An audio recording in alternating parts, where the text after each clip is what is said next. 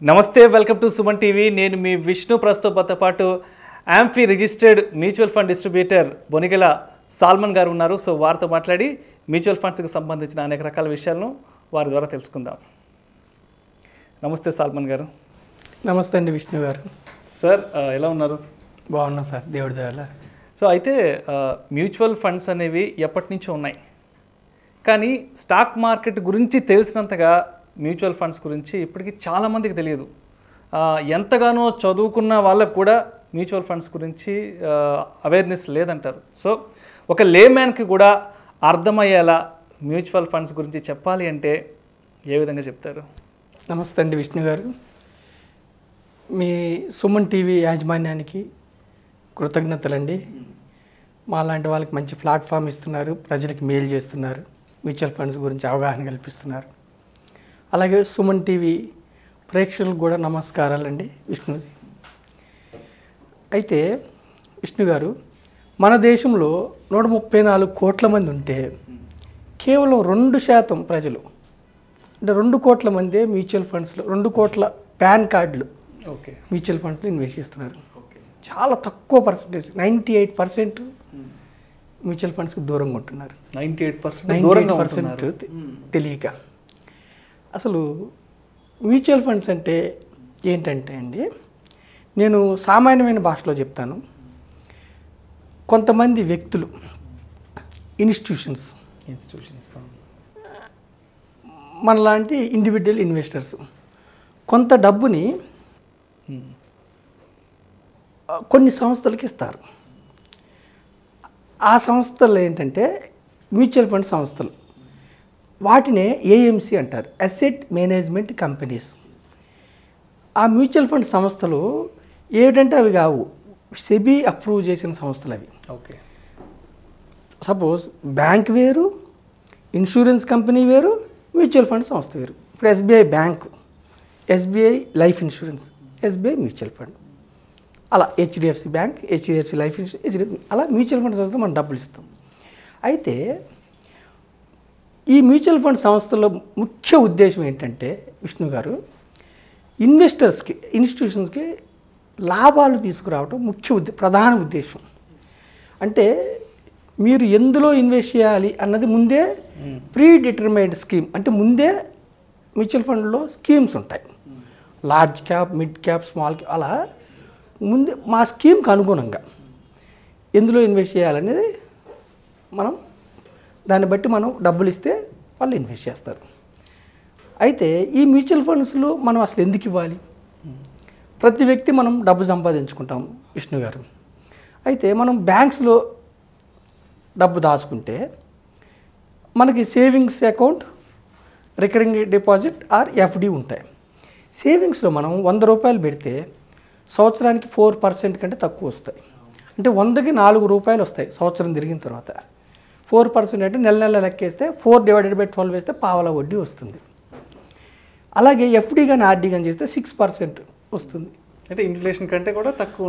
Inflation ప్రజలు తెలుసుకోవాల్సింది. Inflation అంటే ద్రవ్యోల్బణం. ప్రతి సంవత్సరం మన డబ్బు 6 to 7% ద్రవ్యోల్బణం, 5 to 6 or 6 to 7% 100 రూపాయలు నెక్స్ట్ ఇయర్కి వచ్చేవరకు 94 రూపీస్ అవుతుంది.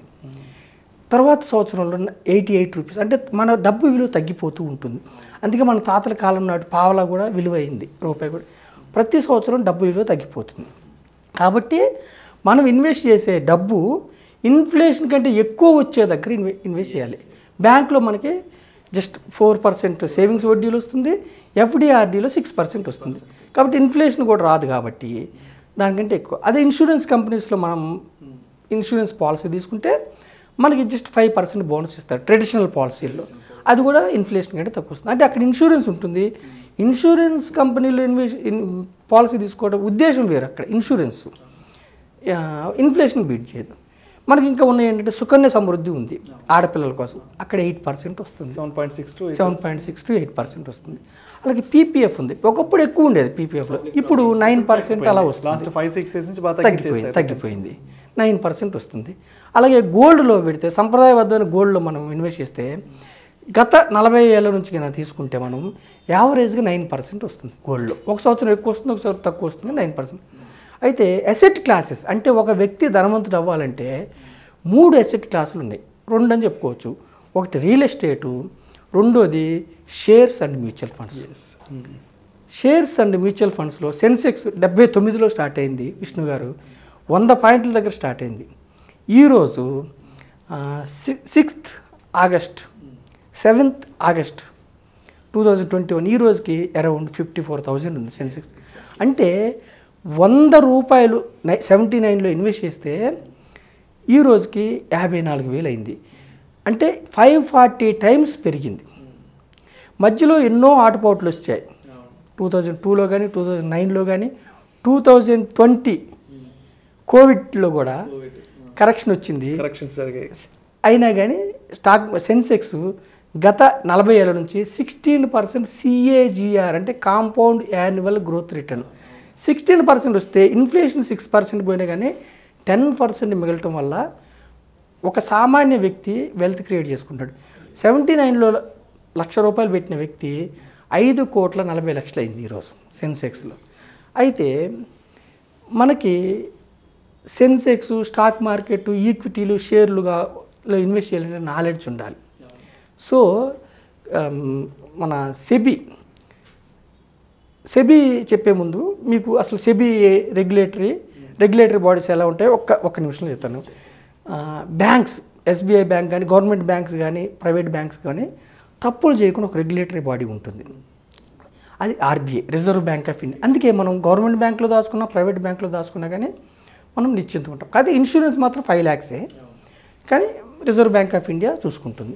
అలాగే ఇన్సూరెన్స్ కంపెనీ, LIC కాకుండా ఇంకా 25 ప్రైవేట్ ఇన్సూరెన్స్ కంపెనీస్ ఉన్నాయి, అవి తప్పులు చేయకుండా ఒక రెగ్యులేటరీ బాడీ ఉంటుంది, అది IRDA, insurance regulatory development authority.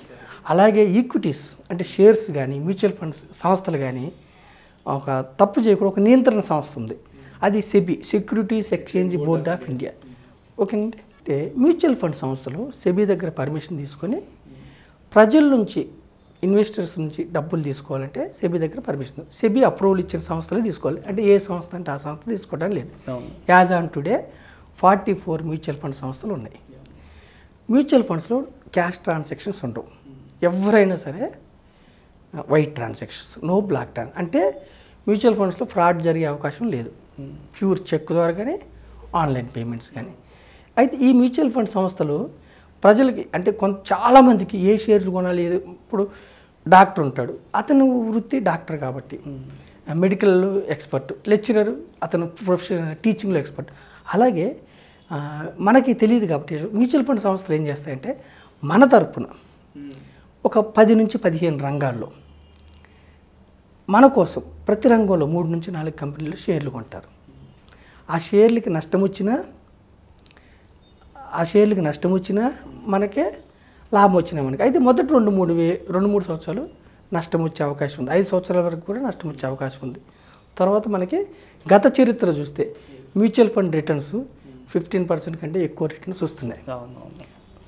10 నుంచి 15 రంగాల్లో 30 నుంచి 40 స్టాక్స్లో ఇన్వెస్ట్ చేయడం వల్ల ఇన్వెస్టర్ రిస్క్ తగ్గిపోతుంది. మెయిన్ ఉద్దేశం మ్యూచువల్ ఫండ్స్ అంటే ఏంటంటే మీ డబ్బును తీసుకొని మీకు లాభం, వెల్త్ క్రియేట్ చేయటం ప్రధాన ఉద్దేశం. రెండో ఉద్దేశం ఏంటంటే మ్యూచువల్ ఫండ్స్ యొక్క రెండో ఉద్దేశం ఏంటంటే ఇన్ఫ్లేషన్ బీట్ చేసి రిటర్న్స్ రావటం రెండో ఉద్దేశం. అందుకనే మనం మ్యూచువల్ ఫండ్స్ తీసుకోవాలి. మ్యూచువల్ ఫండ్స్లో ఫ్రాడ్ అనేది ఉండదు, pure white transaction, pan link transactions. ఇంతకుముందు మైక్రోసిప్ 50,000 లోపు అయితే ప్యాన్ లేకపోయినా నడిచేది, ఇప్పుడు ప్యాన్ మ్యాండేటరీ చేసింది సెబీ. చాలా ట్రాన్స్పరెంట్గా ఉంటుంది. మండే టు ఫ్రైడే మీకు మెసేజ్ వస్తుంది. అందుకని మనం మ్యూచువల్ ఫండ్ ప్రధాన ఉద్దేశం మీకు లాభం రావటం. రెండోది ఏంటంటే మనకు తెలియకపోయినా కానీ మన తరపున ఒక ప్రొఫెషనల్ ఫండ్ మేనేజర్ ఉంటాడు, అతను మనకి వెల్త్ క్రియేట్ అయ్యేలాగా చూస్తారు. ఇది మ్యూచువల్ ఫండ్ ప్రధాన ఉద్దేశం.